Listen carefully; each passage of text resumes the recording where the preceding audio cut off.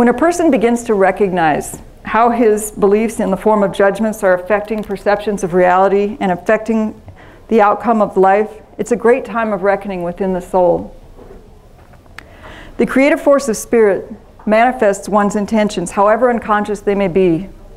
Until those results are surrendered to, that is, experienced without judgment, until we do that, it's impossible to move forward into an arena of larger possibility.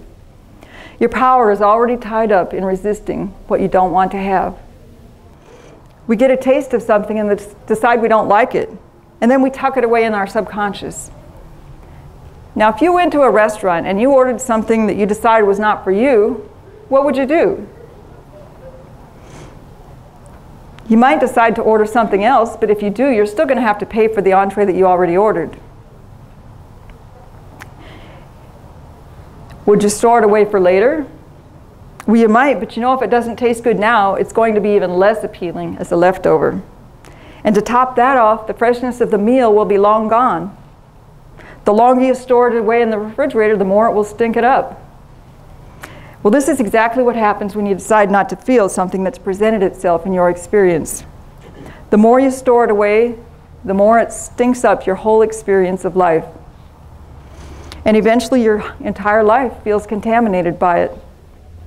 If you try to cover up the experience by creating something entirely new, the feelings of the original experience don't go away. They just confuse and muddy the waters of the new experience. Feelings transform the raw material of experience into evolution for the soul. There is no experience that does not have value for spirit.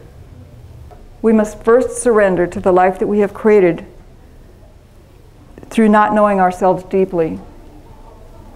It's a bit like surrendering to what some call the will of God, except that here you are recognizing your part in creating the life that you're living through your beliefs and opinions and judgments that you hold continually, and you're embracing your creative power to change that.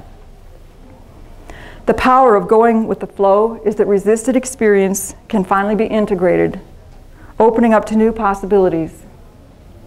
I know it sounds ironic, and it's the paradox of spiritual discovery. To increase your ability to have life as you want it, you must first surrender to the life you already have.